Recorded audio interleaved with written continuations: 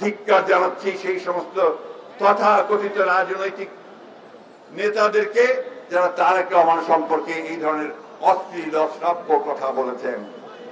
তাই বলে আমরা তাদের বিরুদ্ধে অশ্লীল কথা বলবো না, এটা মাথায় রাখতে হবে আমাদের। আমরা কিন্তু তাদের বিরুদ্ধে ওই অশ্লীল অশ্রাব্য কথা বলবো না।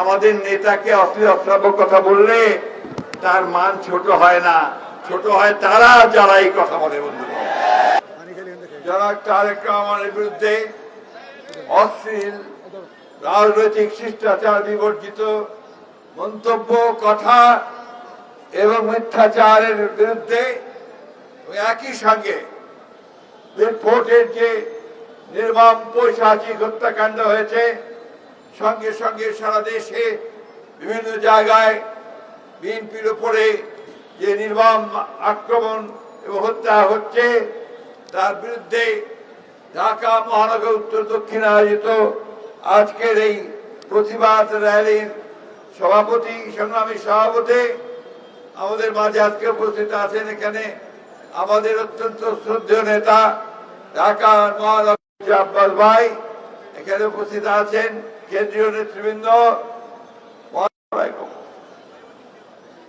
রহমানের 31 দফা বাস্তবায়নের জন্য এবং নতুন বাংলাদেশকে কিভাবে নির্মাণ করা যাবে সেই কাজগুলো করছি।